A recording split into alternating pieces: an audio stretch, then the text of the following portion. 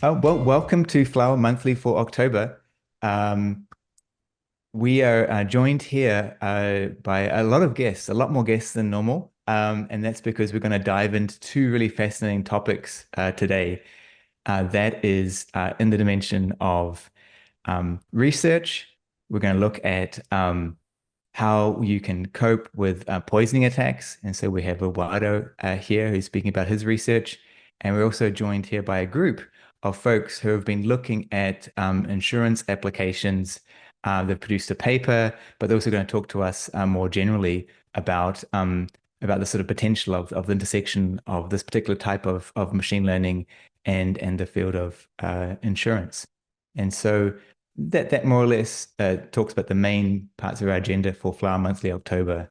Um, as always, though, we're going to start with a flower update, just very brief today because we want to allow enough time to have these two presentations and the sort of extended Q&A that we've arranged with the Institute and Faculty of Actuaries. It's an organization, bit of a mouthful, but all the folks here from the insurance area are part of a Federated Learning working party.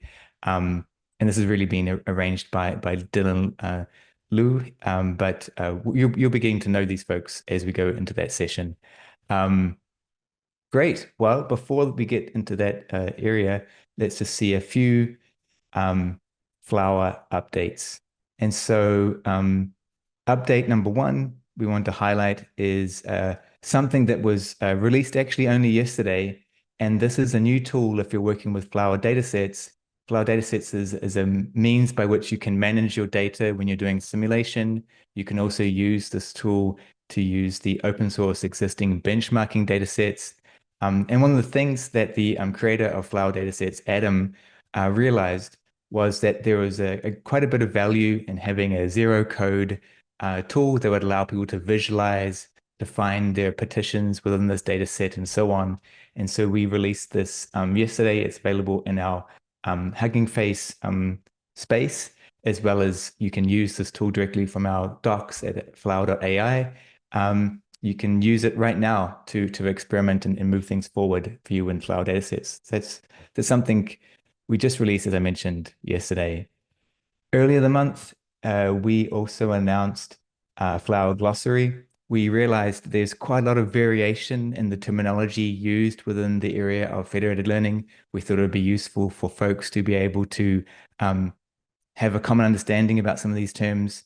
And it was critical to allow people from the community to define and help refine these terms.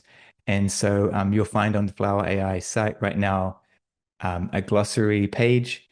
We've started things off, provided you with definitions we think are reasonable for a bunch of different terms out there, but we specifically invite folks to contribute, expand, provide their terms as well, and work together really to kind of keep us sort of all on the same page when it comes to the words that we're using. Um, if you joined us for Flower Monthly last month, you would have seen that we previewed a number of events that happened last month. There was just there's so many different events that happened. We had events with MyDre, Amazon, and so many others. But this time I've looked backwards into the months just gone and pulled out again some of the events that were just from the last couple of weeks that we didn't feature last time. One of these was a tutorial that we ran jointly with Amity University Nodia and a particular student club they have there called the CSSP Club. And what blew me away was that more than 400 people registered for this tutorial. It focused on privacy preserving machine learning, federated learning, where we talked about the concepts, but also showed how those concepts can be put into practice using Flower. So that was one sort of highlight for me personally. There's also been a few keynotes being delivered. Yan Gao, who many of you know, has worked a lot on self-supervised learning and lately has been working on a really interesting project to do with LLMs. He gave a keynote at a workshop that was targeting FL at PKDD. There was also a keynote by Daniel Boitel at ICCNS. Looking back also, we had a hackathon that has been, it will be running during this latter part of the year that Flower is one of the sponsors for. And we have our own lead research scientist, Javier, who many of you know, going to be attending this event and judging the contributions once they're kind of submitted and being judged. And so that was announced and advertised back in the month just gone. And one final thing I wanted to highlight was we did run a co-branded event with Amazon AWS that was based in Taiwan. And in the Taiwan office, they had an in-person aspect of this workshop. And then so in this middle image that you can see here shown, there must have been 50 odd people, all from primarily finance, some of healthcare, but folks who are actively deploying federated learning, and they wanted to use the combination of Flower and AWS. And so not only did we do this online, and we did it in English and in Chinese, and scheduled different events at different times, so it'd be kind of compatible with different time zones where folks might be. What was really captivating to me was this in-person event in Amazon's office, where the people could learn about using AWS combined with Flower to build these systems. So really, really cool stuff. The final thing I just wanted to highlight, another sort of a sampling of things that have happened this month, was our brand new Flower events page. And so Flower Monthly, this event that you're watching right now, is sort of regular in this sequence of events that Flower uses to promote federated learning in the framework. We realized we had so many different events, it was hard to kind of allow people to see where Flower was appearing and all the different events that they could participate within. And so we revamped this page. It's designed by Ruth. It was launched just in the past month. And you can now browse through this page at the URL shown here, and you can see both upcoming events, which is what I've highlighted on this slide. But if you scroll down, you can see all the past events, and there's easy ways to click and link into the material that relates to the event. Often it is a recorded video, but potentially it could also be websites and other documentation and content related to that event. So that is sort of a rapid fire cross section of things that have happened in the last month just gone.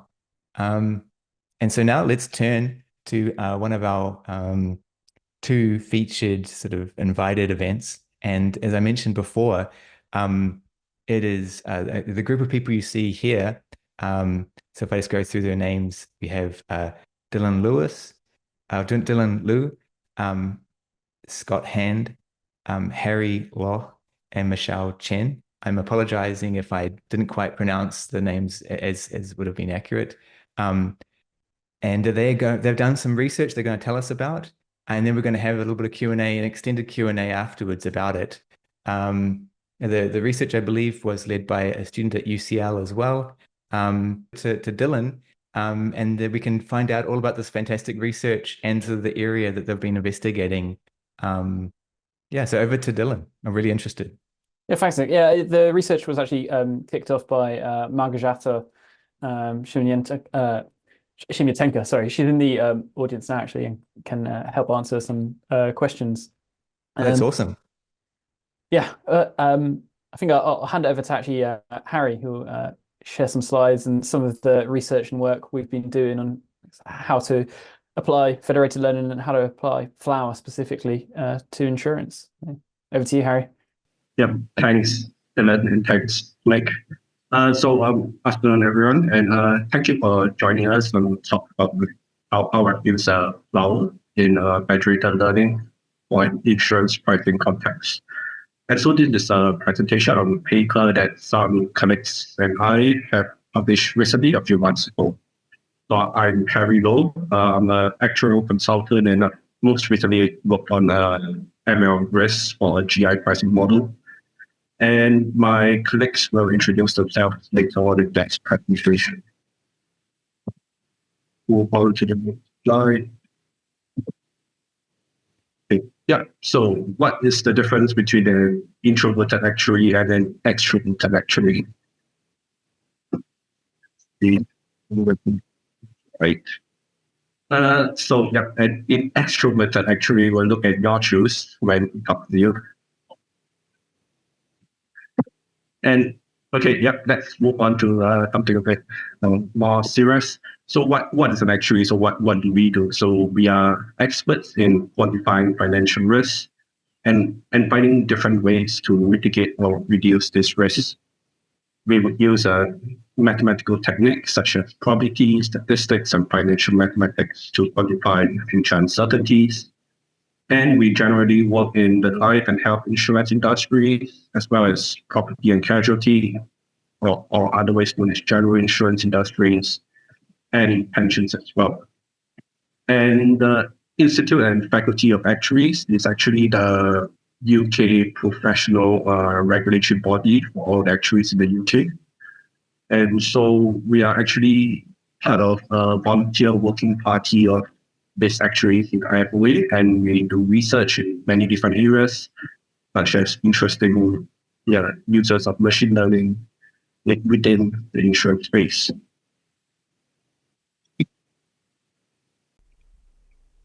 Hi everyone. So my name's Scott, and I work as a actuary for 2 years now in the life and health insurance space. So the first thing we're going to talk about is how insurers price risk. So when pricing risk, they typically use current and past data to do this. So they'll group the data into groups based on different risk factors. So for example, I work in life and health insurance. So one factor could be like smoker status, so whether someone smokes or not, and they'll bucket those into different groups. And then within these groups, they'll try and get as many policies as possible, such that they can like pull the risk and reduce the risk for them. So that's kind of where federated learning could come in, because that would allow them to collaborate and get more policies within those buckets of groups. So this might seem quite strange, because why would insurers want to share commercial data? But in part they actually do this already in some industries. So the first application we're going to share here is the CMI. So CMI stands for Continuous Mortality Investigation, and they're like a limited company which is owned by the Institute and Faculty of Actuaries. So what they do is different insurers, like life and health insurers, such as the one I work for, would send them data. So for example, we'll send our like term insurance data to them, and then they'll calculate industry average mortality rates based on all the data from the different insurers. And this is, so that's what these mortality tables are, and they're grouped based on age and duration. So duration just means how far away you are from when the policy was sold. So 0 means it's sold within the first year, and typically mortality is lower for those groups. That's why they do that. And they produce 4 tables: so male non-smoker, male smoker, female non-smoker, and female smoker. So that's what those MN, MS stand for. So they kind of do this because maybe at the higher ages there might be less data for the insurers, for the individual insurers to calculate mortality. So that's one reason why they might do this.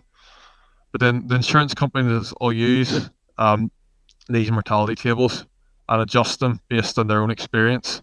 So for example, one insurer might do like lots of thorough underwriting, and therefore their mortality rates might be slightly lower than the industry. So they might apply like an 80% weighting to that mortality table. So I'm keeping it quite simple, but that's one example. And then this will allow them to price more competitively, and then hold less regulatory capital compared to competitors in the market, for example. So I think what this shows is that while this isn't federated learning, that it shows that insurance companies are collaborating already, and it's one application where federated learning could be quite useful, and there's many others as well. Hello, I'm Michelle. I'm a capital actuary in the general insurance field. And my main responsibility in capital modeling is also to use different statistical methods and calculate the projected capital requirements for the insurance companies under UK Solvency II regulation. And here is another case that we can potentially use the concept of federated learning in reinsurance. So reinsurance, by the definition, acts as the insurers of direct insurers. Reinsurers usually have less data compared to direct insurers because when an event happens, those claims go to the insurance first, as you can see in the table on the left-hand side. So the insurers in the middle layer. And then once those insurers receive claims, then the loss reports go to reinsurers in the final layer. So this table shows that the reinsurers receive information after a few layers and tend to have less data. So the challenge for reinsurance is to achieve appropriate pricing to ensure they don't overprice or underprice. So for example, if they overprice their covers, direct insurers would be less willing to purchase reinsurance. However, if the reinsurance covers are underpriced, reinsurers would face significant loss when a catastrophe event happens. Therefore, reinsurers collect data from different insurers, pool similar risks together, and analyze the loss trends to determine the most possibly appropriate price. And the way of collecting data, training the own model, and updating parameters through different data sources is similar to federated learning. In addition, with federated learning, we could better comply with data privacy GDPR when centralizing data.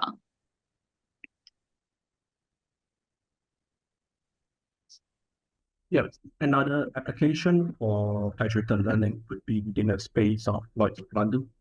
So what is Lloyd's of London? So it is actually a marketplace for insurance and reinsurance policies.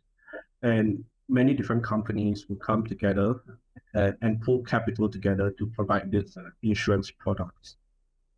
So currently, the different companies will underwrite the same insurance policies using internal data sets, but they can actually benefit from sharing data sets using federated learning, especially if they are writing the same product. For example, some insurance products can have very few data points, such as for space shuttle insurance, where there has been very few claim incidents, and hence, with little data, building pricing model gets harder. Finally, as Lloyd's of London operates globally, they may be able to share data sets across geographical regions using federated learning, while also considering local regulations on such use.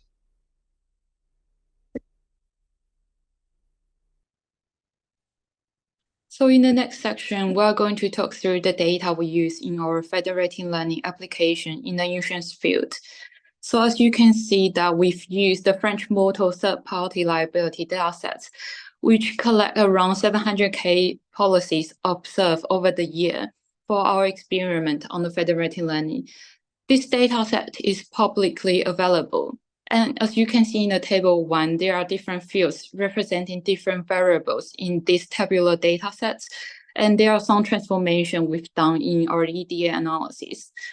The final prediction Y is to show how often a driver will file an insurance claim over the year. It's a well-studied dataset, and a lot of actuaries have done the research on this set of data. This dataset is almost like MNIST in convolutional neural networks, as in actuarial data science. So we think using this dataset is good for us to perform the benchmark. And the next slide that we are going to show the setup of our model. We've lifted from existing literature with the current model setup. For example, in the data in the table 2, that we've chosen NADN as the optimizer and Tang as the activation function. In the table 3, that this shows how we tuned our hyperparameters to achieve better results, which Scott will give more details in the following sections. And in this slide shows that we've taken the simplest approach, which uniformly and randomly split the data into 10 evenly sized sets to represent there are 10 insurers in our exercise. And the slide of this shows the way of how we encrypt our parameters during training. We've used very simple scheme for the encryption of data. the simple pairwise of masking, as we only have 10 insurers, so that we are less worried if any insurer loses the connection during training. And I'm going to hand over to Scott, which will cover more in this. Yep, so I'm going to go through now the 3 different scenarios like we ran when we did our project. So the first scenario is the global model scenario. So this is kind of like our benchmark, which we compared our results against. So in this scenario, we're saying that all 10 insurers would have their data shared between each other and sent into like a central data store, as we've got here. So basically, they're all collaborating together and they can all see each other's data. So it's similar to the CMI example I talked about earlier. But in practice, this is less likely to happen. So we're using this as the benchmark to compare against. So the next scenario is the partial model scenario. So this is kind of what most insurers do already. So they'll have their own data and run the model using their own data. So next slide. So now we're going to compare the results which you get between these 2 scenarios. So on the y-axis, we've got the weighted percentage of Poisson deviance explained. So this is a well-used metric in the insurance field to test model performance. And the higher the percentage of Poisson deviance explained, the better the performance.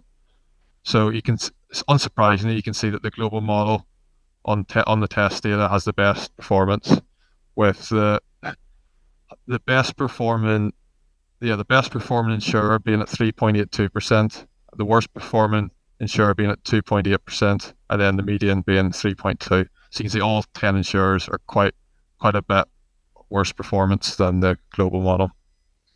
So yeah, next slide. And then finally, we've got the federated model scenario. This is when each insurer has got 1/10 of the market, and then they're collaborating, but not sharing data, but using federated learning. So before we talk about the results, which Harry's going to talk about in a bit, I'm just going to go through a little bit about our hyperparameter tuning approach, because it might be slightly different to what's been done before, and I'm just going to explain reasons why. So we use kind of like a greedy algorithm type approach. So step 1 is each insurer runs the following search space you can see below on their local model, which gave local validation losses for each combination of hyperparameters. So you can see we tuned the learning rate, number of neurons in each of the hidden layers, and the batch size doing this. And then once you got the validation loss on each of their own local machines, they used you can use SMPC to calculate the average validation loss across the 10 insurers. And it's important to note that that you might be thinking, who would do this SMPC, who would be in charge? So the way we envisage federated learning working is that the central body as such would be maybe like a reinsurer or the institute, for example, or it could be a consultancy. So someone that's independent. But it's also important to highlight that they won't see any data. There'll be no data sharing as well. And then finally, you'll choose the hyperparameter with the lowest average validation loss. So this might be slightly suboptimal compared to if you ran the search space through the federated model and tried each combination, but it's also a lot quicker and more likely to be used in practice. So that's kind of why we went for this approach. And then next slide. So yeah, finally, we also had to tune the number of rounds. So the way we did this, it was kind of just more trial and error. So we went up in, I think it was like, I can't remember now, it was like 20s or 30s until we seen overfitting occur. So you can see here in the graph that once you reach about 300 rounds, you start to get overfitting. So that's why we chose 300 rounds as our number. And then finally, the local epochs, we kind of tried a couple, but we didn't really concentrate on this as much, and we found that 10 worked quite well. So maybe if we had more time, that's something we could have considered to look into a bit more. But I think, yeah, for our experiment, we just chose 10 local epochs.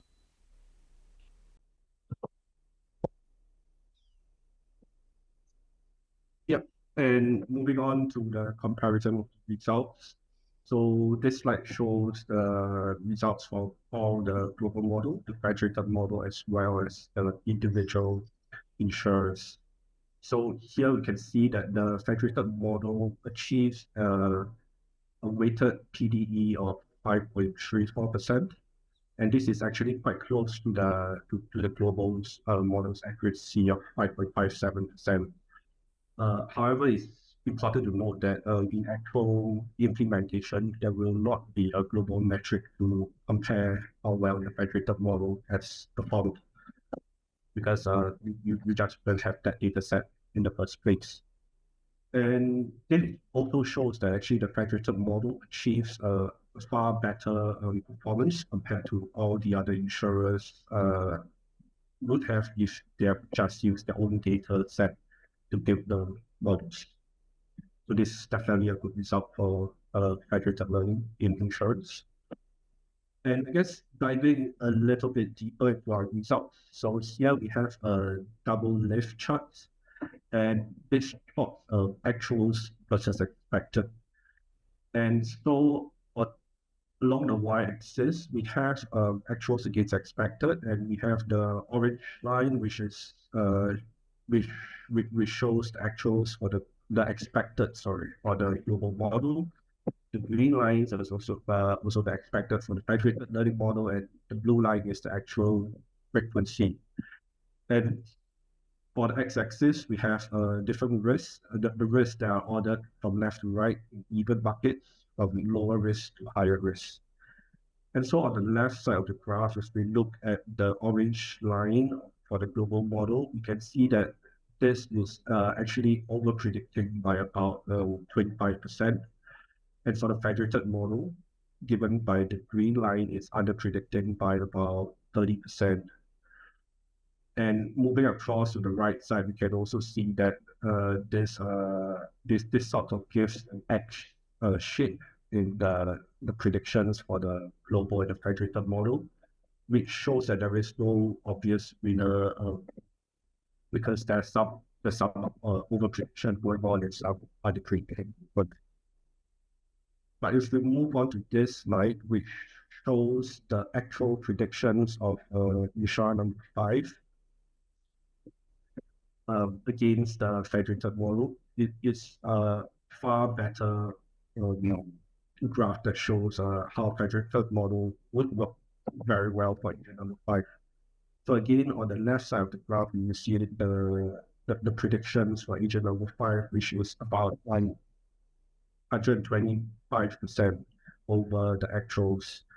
And moving on to the right side, you're probably about 30% under the actuals. So whereas the federated model is a lot closer to the actual, so this HR definitely gained a lot from using a federated model. And so I guess moving on to what's the drawbacks. And so on the graph on the left, we have a graph of how, I guess, the time it takes to train our federated model. So note that the graph is shown in units of training time. And so what we've done here is we've compared the time taken to train the federated model against the average time taken to train each of the 10 local models, as well as the global model. Expected the partial models have taken about 10% of the time to train compared to the global model, as you're effectively splitting the global data set into 10 chunks and training those 10 models in parallel. However, for the federated model, it takes about 2.5 times longer to train than the global model. But note that this is not a like-for-like comparison, because the federated model is trained for 300 rounds on 10 local epochs. So that is essentially 3,000 parameter update steps, whereas both the global and local models use about 10 times fewer updates using just 300 epochs. And finally, moving on to the graph on the right, this shows the model accuracy improvement as we would increase the training rounds. So we can see that the global model does not show much improvement after about 250 updates. However, the federated model is still benefiting from over an increase of improvement after over 3,500 rounds. So I think this is definitely where we might be able to push the federated model a bit further. And yep, we have come to the end of our presentation, and I guess we'll move on to the Q&A session. So at the time back to and then Great. Well, thanks so much. It's really interesting work. I think some of the best examples of federated learning I've seen in the insurance field. Really, there's a lot of discussion, but not always a lot of systematic analysis and comparing. So it's really great to see. So I should also mention that we are also joined for the Q&A by I'm sorry, I'm going to try to pronounce your name correctly, but Malagozata. Yes, maybe if you want to tell us. correct, Małgorzata. Małgorzata. That's radically different to what I said, but she was the lead author from UCL on this work, so it's very appropriate. So she's here, and so if anyone here wants to ask some questions, we can open the floor. I'll look at Slack, but also given the group of people we have, I sort of asked some broader questions too. But let me I'll open Slack up here to see if any questions roll in. But while we're waiting for a few things to come along, maybe I could just ask could maybe Dylan or someone explain what is the Federated Learning Working Party trying to achieve? Are there a number of working parties in this organization working on different sort of new dimensions to explore, or I haven't seen it before? So we're part of the Institute and Faculty of Actuaries. Like, Harry and the guys explained, this kind of a professional regulatory body. Like, with accountants, you've got people who dish out their qualifications. You've got, the Bar Association for lawyers. But Małgorzata, myself, the rest of the guys, our day jobs are like actuary. We work in insurance companies and we get regulated by the IFOA, and we do this research in our spare time on the weekends for fun, because we love it. We don't get paid to do it, and it's just kind of like a piece of pro bono volunteer work that we do. I guess we're just really hoping that insurers can start to use federated learning. Many actuaries do this kind of pro bono spare time research on the weekends in different areas. Data science, AI is a big growing thing, obviously. So there's a lot of working parties. We've got one set up specifically to look at Gen AI and LLMs and that kind of thing. But for federated learning, I think we're the only ones that are looking at federated learning within the IFOA. Now, in other countries, what I've seen is there's actually in America a group called the Society of Actuaries, which is kind of like the American counterpart. They've also done some research into federated learning in insurance. Their research was a little bit different to ours. I think they used a more kind of synthetic data set, whereas the data set we used was on a real set of car insurance claims. And we tried to, I guess, make it quite realistic and say, here's how we think it would look like for an insurer. What they did, I think that was a bit better than us, though, is that they did both horizontal and vertical federated learning. Whereas you can see in our work, we really only considered insurers sharing like rows rather than columns of data. Cool. Yeah, makes sense. Was that data set? I didn't quite pick up if that data set was publicly available. It is. So researchers on this call or out there could experiment with it too. Yeah, that's what Michelle was explaining. I think for actuaries, if you work in insurance, this is really like the Titanic data set of our work. Like, it's just an open public data set. Like, loads of papers have been written on, loads of academics have benchmarked it, so you can get a good sense of is my model in the right ballpark or not. So why Michelle said it's almost like MNIST, but for actuarial science. Oh, that's great. Yeah, because in some fields you have to be, in a certain profession or have some sort of qualifications, accreditations to get access to the data. But it's great that it's quite public, so even computer scientists can play with it. Yes, it's on OpenML, if you guys know that. Or if you read our paper, we've got a link to that data set if anyone wants to try and replicate it.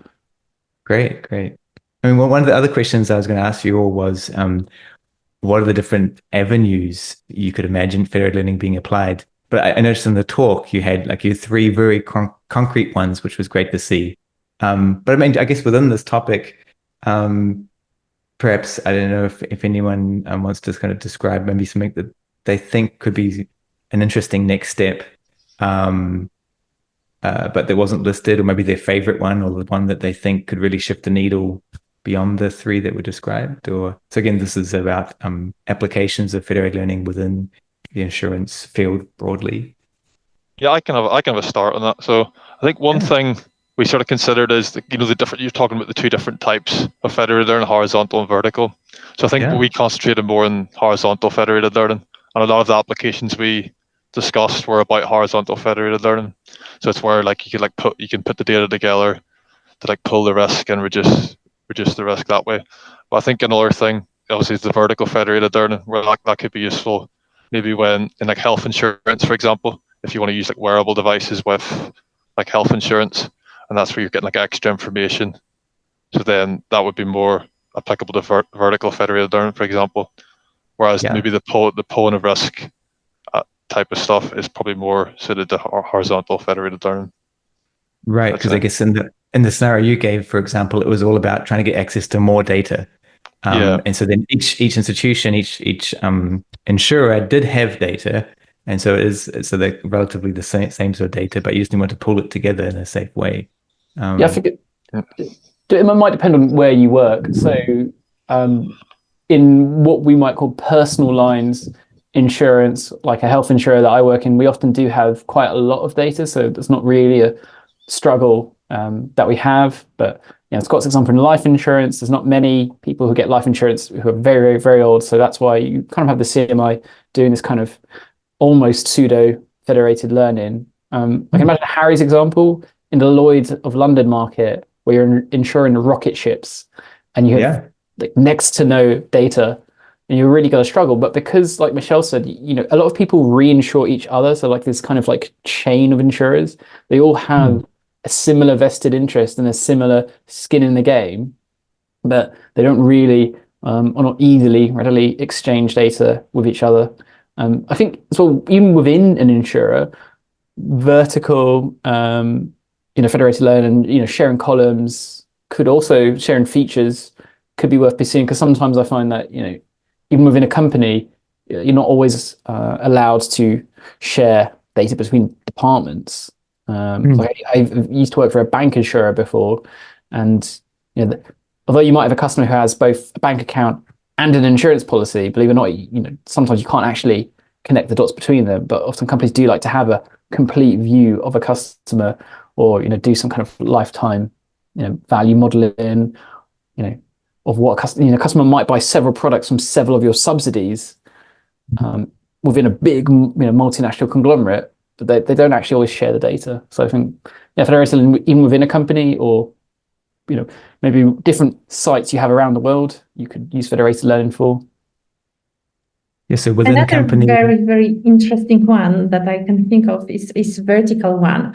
When, for example, healthcare providers kind of enrich insurers' database with the health records, kind of helping to create price products for which we have not enough data. For example, heart attacks tied to diabetes. So this kind of multi-sector collaboration may be possible with federated learning. That's really interesting. I can see that, really changing how the industry functions. So I guess that brings to a question of, so what are the challenges that you foresee that would stop work like this going from research and exploration to actual practice? For example, I know in finance there's always a bit of uncertainty about policy and regulation and clarity on that, because this tech is a bit different and wasn't always in mind when they wrote these regulations and compliance laws and so on. But I'm curious, what do you think the main bottlenecks are here?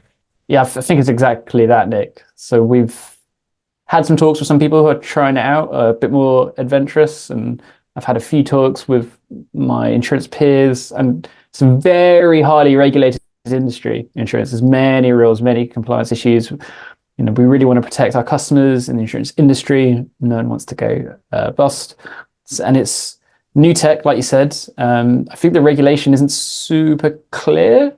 And I've talked to a lot of privacy and compliance professionals. If I mention federated learning, I can get some pretty bewildered looks. Pets in general, it's pretty cutting edge stuff. I don't think the regulation has moved quite fast enough. So if you work in a really highly regulated industry, you've got to be willing to be quite bold and take a big risk if you want to try and employ this for real in a kind of financial institution where there are some seriously hefty fines and ramifications if you breach any kind of data regulation or compliance issue. So I think getting regulators over the line, getting your internal compliance is probably going to be the big hurdle. Legally, where it lies as well. I'm not a legal expert, so I'm not sure what the rules are on federated. I don't know. Does anyone else know what exactly you say? Actually, my recent research, I discovered that it's changing because there are currently some policies, upcoming policies, like the open finance policies, that actually encourage the secure sharing of financial data, including insurance data. So I think it will change towards sharing data and making them available securely. So federated learning and other privacy enhancing technologies might play a crucial role here. Interesting. I didn't expect that the main reason was going to be on this policy, compliance, clarity on regulation side of things. To add to that, I think it's also because of lack of knowledge about federated learning, lack of trust to that technology, so that's why we are here as well, and we try to promote federated learning and privacy enhancing technologies to insurance industry and promote our research and application. Excellent. I see. Cool. I guess on the other side of things, I was also curious about what are the key factors within the industry that would determine the success of deploying federated learning collaborations between insurance companies.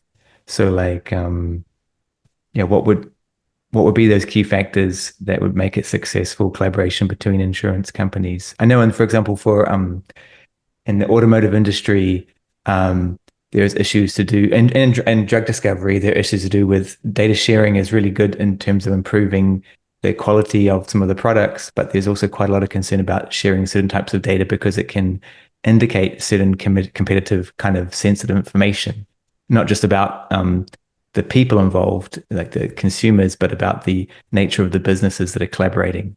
Happens in drug companies and car manufacturers I've seen as two examples that come to mind. So I don't know if that protecting that is important, or maybe there's some other types of success criteria. I think protecting the data is going to be real number one. Insurance data can also be quite sensitive. Again, I work in health insurance, so the kind of data we deal with is essentially medical records and what kind of conditions you have. So I think first and foremost, people would really need to be confident and can rest assured that if you do something like SMPC and you're only sharing encrypted gradient weights, that actually means your customer information is really actually protected. And other than that, commercial insurers would want to see some, pretty decent commercial upside. The kind of things that they look at for, would be, are they holding on to customers? Is it leading to more growth? Is it leading to more revenue? Is it leading to a more optimized kind of portfolio, but without, compromising any data whatsoever? Right. So I suppose they want to see a margin. Oh, sorry. Yes. Sorry, I think those clear incentives would make a change if there is a way to kind of monetize the data in a secure way. that would be a game changer as well. How to collaborate at the same time being competitors, that's difficult, but it's possible, especially in a fraud detection where they don't compete. Different insurance companies don't compete. They all want to have better fraud detection models. So it's about finding the right use case, or being in a way forced by regulation to secure the data even more when making them accessible according to the open finance regulation, or when wanting to monetize them or collaborate. I see. Makes sense. Well, we're actually running a little bit low on time, so I better move on. But I just before we move on to the next session, any parting thoughts about insurance and federated learning? Anything exciting that you've seen, or anything kind of like you hold dear in terms of views?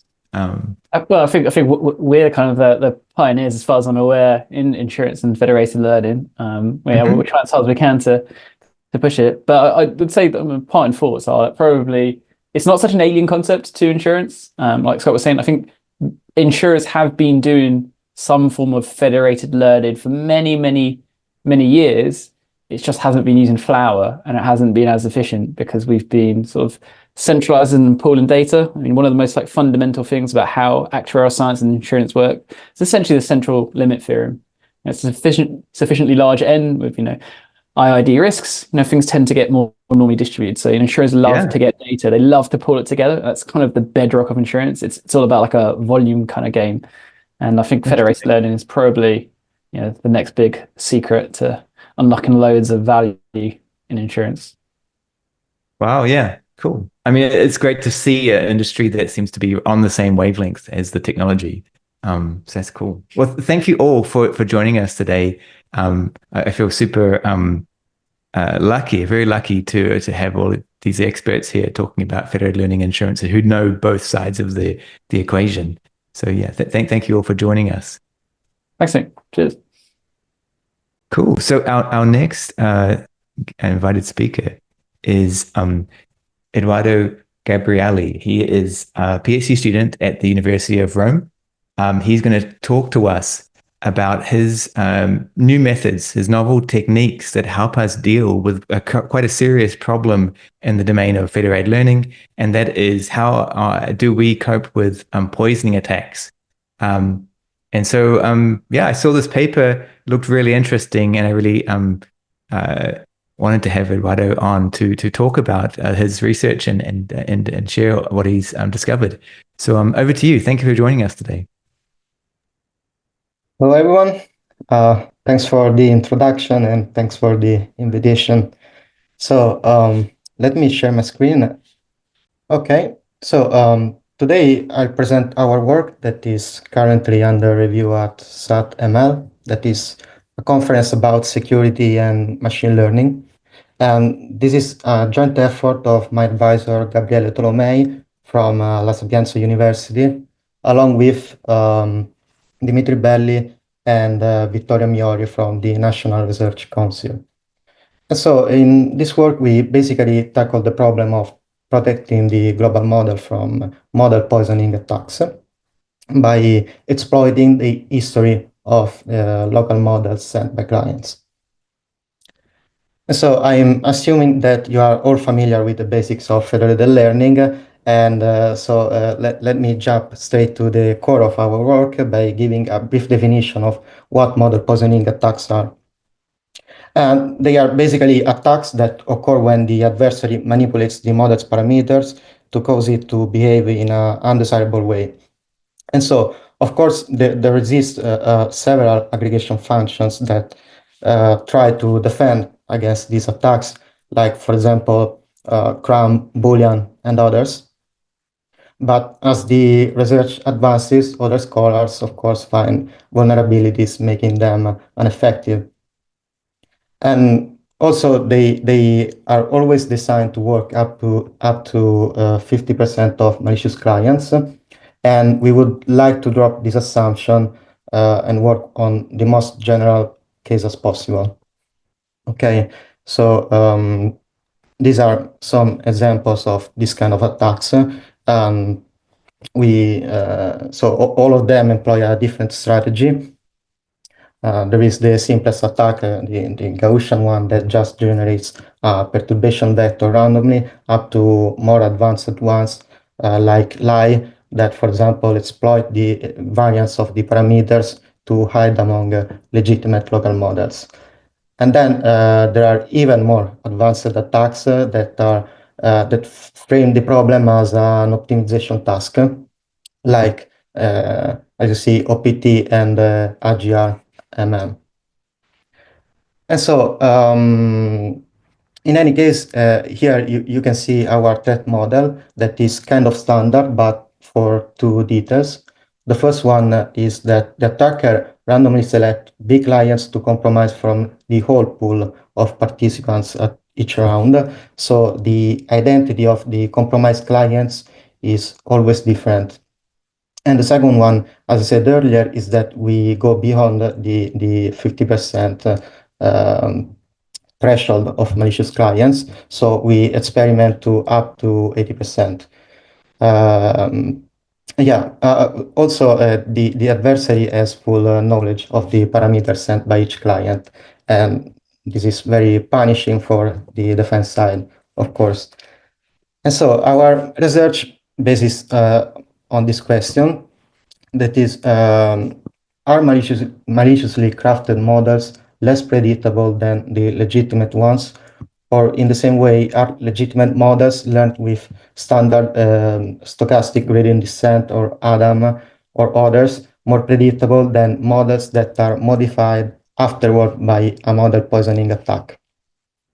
And the answer is yes, because in this plot, you see an analysis on the time-delayed model information between consecutive models sent by legitimate clients versus 4 types of poisoning models. And the TDMI, loosely speaking, is the amount of information shared by 2 distributions belonging to different timestamps. And so by comparing the distribution of parameters of one model at time t and the same distribution at time t plus 1, so it actually changed in the meantime, we can compute the modal information, and we take the average across all the t rounds, like with a sort of sliding window of size 2. And yeah. So as you see from the plot, the legitimate model, which is the blue line, is not perfectly predictable, but definitely more predictable than the malicious ones. And so the solution at this point, it's pretty clear, I hope. If we can estimate the local model of each client at time t by using the one at time t minus 1, we can compare the prediction against the actual local model sent by either a legitimate or malicious client and compute a sort of anomaly score. And this is exactly what Flanders does in a nutshell. So a bit more schematically, we start off by collecting all local models at round t, and we organize them side by side in a matrix theta t, so that each parameter vector sent by each client is a column of this matrix. And if we stack these matrices that we receive at each round, we get a tensor that represents the temporal evolution of each parameter sent by each client. And next, by using a sliding window, we slice the tensor down to a certain point in the past, and we feed this into a Mar forecasting model that makes an estimation of the next model sent by each client. And so at this point, we compute the, actually, we compare the column-wise, we compare column-wise the ground truth theta t with the estimation of Mar by using a certain distance function to get an anomaly score vector. In this case, we used the Euclidean distance. And so with this anomaly score vector, we have a measure of how much the estimation of MAR deviate from the ground truth, right? And so basically, if our previous analysis about the TDMY was correct, the malicious models will have larger anomaly scores compared to the legitimate ones. And so at this point, we can filter out the models with larger anomaly score and aggregate the remaining ones with whatever aggregation function that we like. And so just let me say a couple of words about MAR really briefly.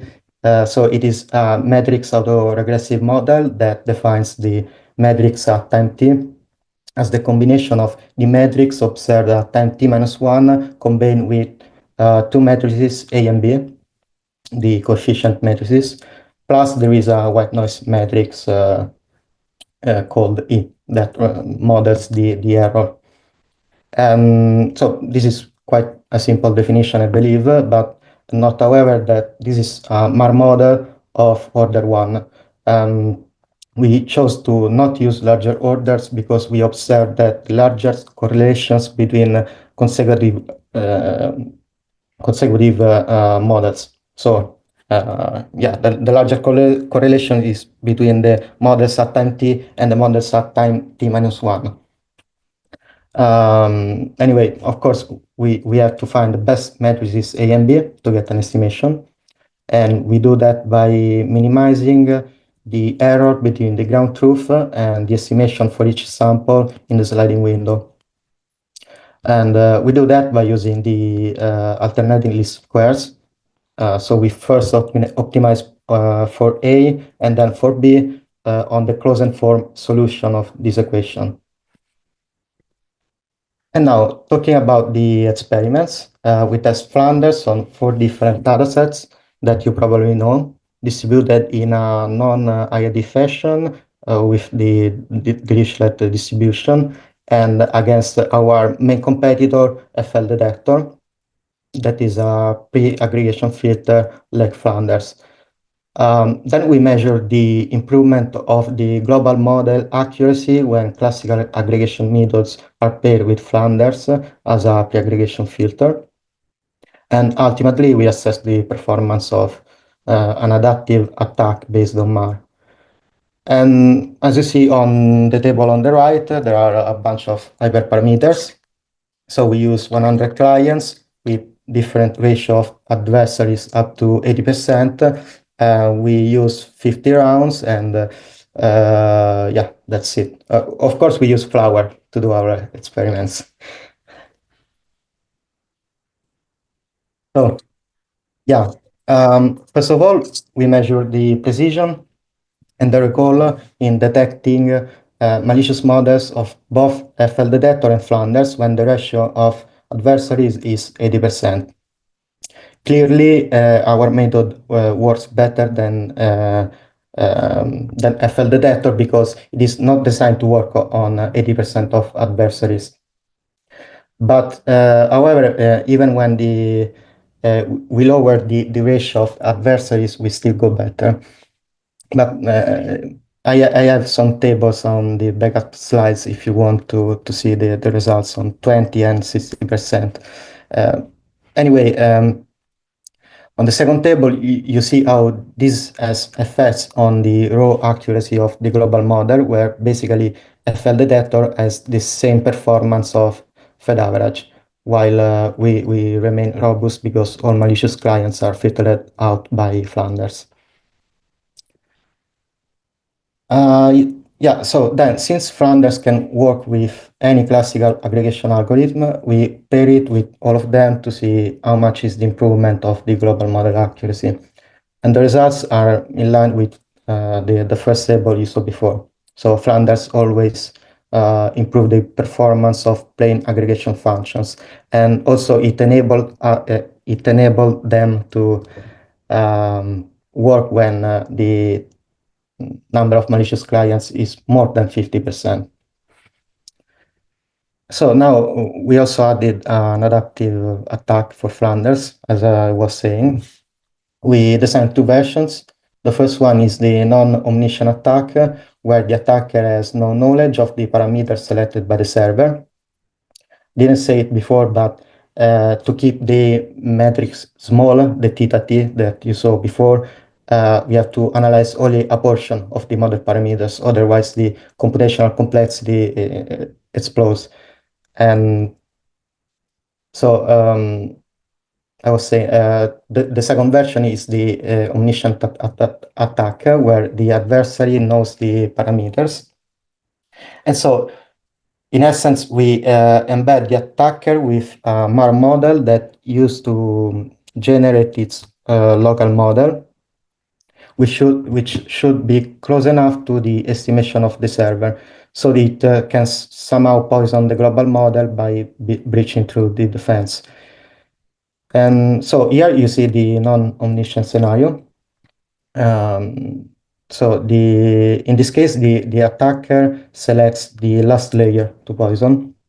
But as you see, it seems to not have almost any effect, even for Fed average. And so instead, in the second scenario, this is more punishing for Flanders. You see that even even for Fed average, it is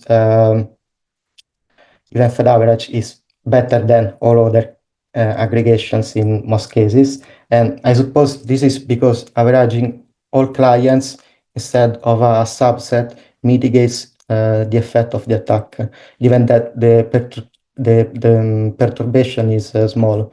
Otherwise, it couldn't make its way to the aggregation level.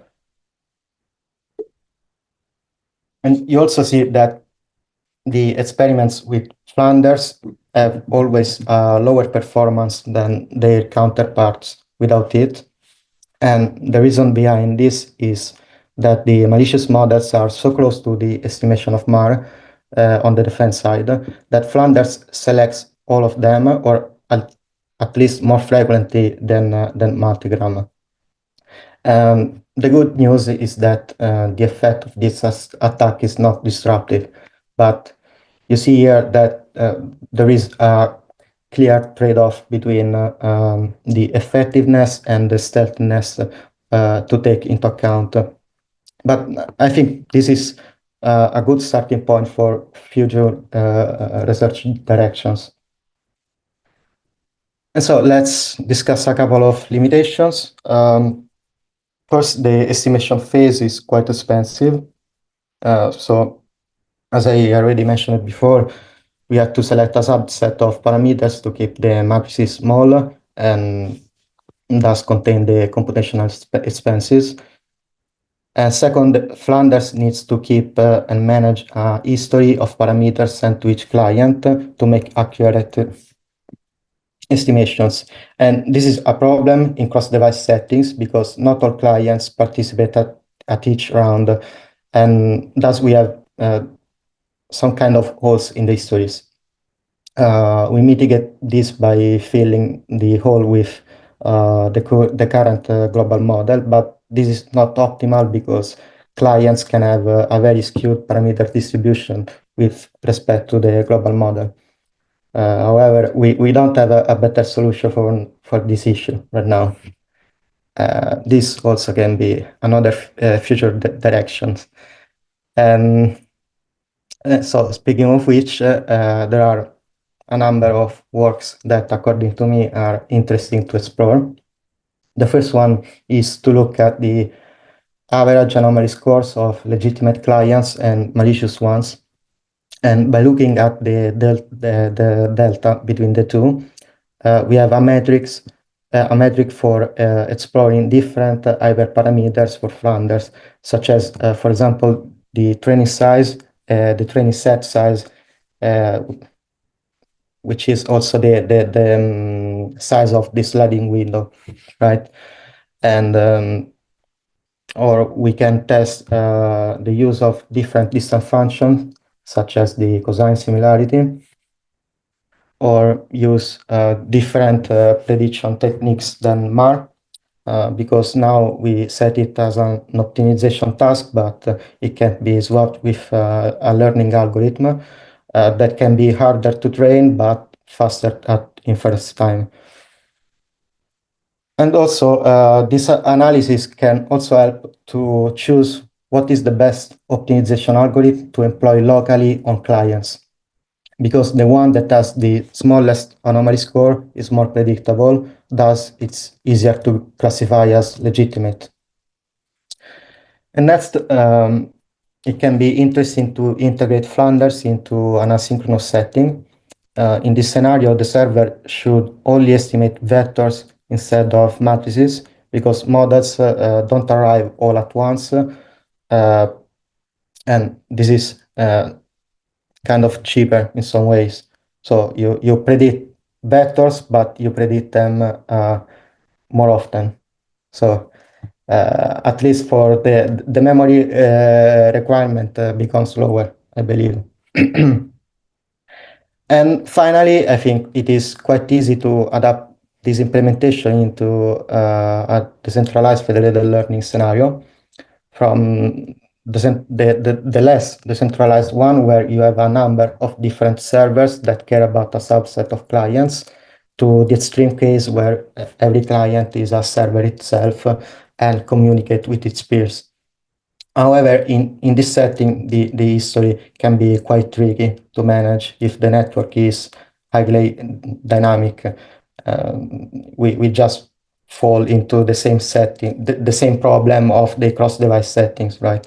So just be aware of this. And okay, so this is the end. Thanks a lot for listening, and I hope that this was interesting to you. If you have any question, I'm here. Thank you. Thanks so much. Very cool. Very cool work. I'll take a look on Slack. If anyone is online and wants to ask a live question, just you can raise your hand or post your question in the chat. I'll take a look on Slack as well. But while I'm taking a look to see, or maybe where people are thinking about what they want to ask, I was going to just ask a kind of silly question, which was, where did you get the name from with Flanders? Was there any particular inspiration there? This is an invention of my advisor. I see. He is a fan of The Simpsons. No? Oh, yes. Yes, so like Yeah. Ned Flanders from The Simpsons. Exactly. So it like kind of adjusted this in a way that it is also an acronym for our work that I always forget, but it's written in the introduction of the paper. And yes, also Flanders is like a field of flowers in the Netherlands, or I don't, yeah. So it kind of falls into the same topic of the framework of flower. Oh, I see. Oh, that's very cool. It's a cool name. I didn't see that connection. Dylan's got his hand up, so feel free to like unmute and. Yeah, hi guys. Great presentation, Eduardo. I've got a kind of broad, general question just on poisoning as a whole. I was just wondering, has anyone ever really observed this in the wild? Because I always read about poisoning attacks, and I just wonder, how much of this is a bit of a, theoretical risk that we think federated learning could pose, versus, most of the applications and settings I see are, like things like hospitals working together, or in our case, insurance companies. I suppose maybe they could do there. I'm just never quite certain, do you think federated learning could reasonably lead to malicious agents poisoning each other? So in a practical setting, I think that, yes, there is a, you're asking for a practical setting, right? So you mean practically if there is really a risk of the server being attacked? Yes. Yeah, I guess. Yeah. Yeah, I was thinking, in like, some classic examples like hospital networks. I guess the hospitals probably wouldn't, but yeah, you could get an external malicious agent that would try and. Yeah, so I think the hospital setting is actually a good example because I think you know that hospitals are always targets of hacker attacks, and they usually also realize successful attacks. And I think this is quite quite important to address. And also another example is I always think about this. So you have like a network where of clients that where everyone can join, and so you don't have really the control of who joins and who is who. You don't know the identities. So if you are a company that just want to I don't know, want to employ federated learning because it wants to um, like learn a globally shared model without breaking the privacy of their clients, and you cannot control who joins. So you probably you have to take into account that probably some malicious actor can like make fake clients and yeah, try to ruin your business or I guess your company. so I guess pointing out that like in cross-device settings, it's far more sort of plausible because you can have many Yes. devices that could be under controlled if they're Android phones. But I suppose there's other settings, such as the one Dylan was mentioning, that are probably far less likely to experience this sort of attack. Given that if it's a network of hospitals, there's already quite a big trust established between them. But it all depends on I think, what risk factors are really important for you to protect against, because perhaps you also want to ensure that a rogue actor within an insurance network perhaps can't. Maybe you want to make sure that it's impossible for it to be done, even if it is not very likely in general. Anyway, I guess it's certainly an interesting question. One question I had was, how would your work relate to LLMs in the sense of many, there's quite a bit of discussion about poisoning in those sorts of models. And I wonder if there is some sort of parallel between the degradation of data when that might occur if you're just scraping web data, you're not sure where it comes from. The data quality could be quite low, and then perhaps there could be similar, almost poisoning-like effects in training your model. If you're just kind of just gathering data without looking much into what's there. So I guess those are two kind of interrelated questions, but how would your work relate to LLMs, if at all, and any thoughts on these sort of directions? Yeah, of course you can employ Flanders on an LLM. Yeah, that's perfectly possible, but there is a big problem that is the computational expenses. So LLMs have billions of parameters, and so this matrix here, this one, theta t, will have basically billions of rows, and so you need a very big, a lot of computing power. Otherwise, as we do now, we randomly select some parameters to make the matrix smaller, but this is an approximation. Now, I also know some words that like make like a tie between the parameters that are most important to a certain input Mm-hmm. So one maybe can employ this technique to select the most important parameters and use only them. But I think also this is quite expensive, but yeah, it's I think a good way to continue the research and test it on LLMs. What was the second part of the question?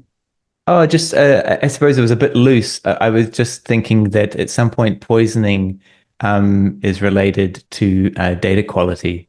Yeah, sure. And so I guess poisoning is more of a deliberate act, maybe computationally, algorithmically driven. But then on the same continuum, you could have just when your data quality is low, it affecting your model as well. And what are your thoughts? Do you have any thoughts on in that direction? Do you think that we could adapt some of these poisoning protections in these cases where you're just kind of sucking in lots of data, but it's of variable quality, and you want to filter some of them out? Or I don't know. Any thoughts in this direction? Feel free to say it's not appropriate. It's that the two things do not align. No. It's yeah. This is the problem of the quality of data and also the data distribution among clients that can be confused with malicious attempts to attack the model. It's something that I thought about it, and I also read in the literature. And so I think that Flanders can help in some way because by looking at the history of the evolution of the model parameters, I mean, it can be, so let's take CRAM, for example, right? So CRAM doesn't look at the history. It just look at the, let's simplify it, at the distance between each model. So a model that has been learned on, trained on a bad data set, it's very far from the others models that instead are trained on quality data. And this can be confused by a malicious client. Flanders, instead, by employing this history of temporal evolution of the models, it can somehow distinguish between a very like that at some point I imagine that a model poisoning attack at some point just make a very different prediction about a very different, update about the last time that the server saw the model. For sure. Instead, when the data quality is very bad on a certain client, it is always the word it's always coherent with itself along the history, right? I see. Yeah, I see. Yeah, so, I explained it in a very bad way, but I hope this is clear.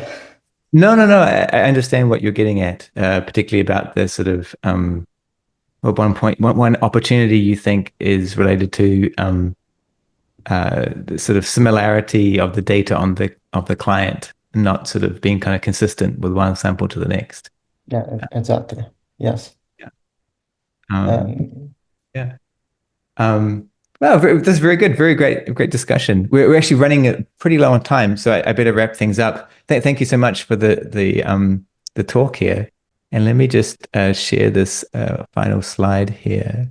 And that is, I just want to wrap up the event to say thank you very much to everyone who's joined us for Flower Monthly October. We just heard from Eduardo. He's a student at Spienza University of Rome, did some great work with this Flanders technique. And so we're really happy that he found the time to share it with us today.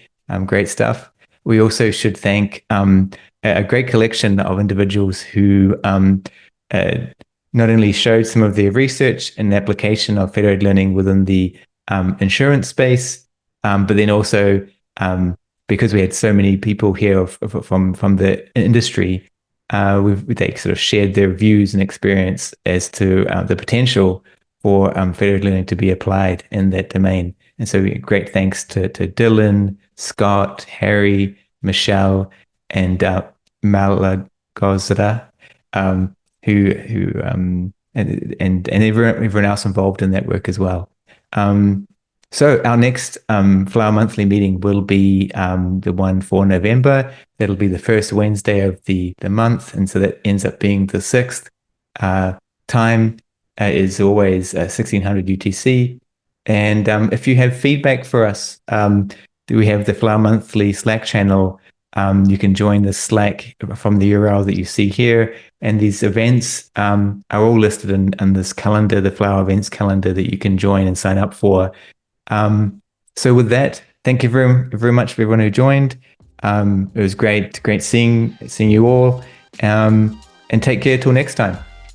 Goodbye. Goodbye. Thank you very much. Thank you. Take care.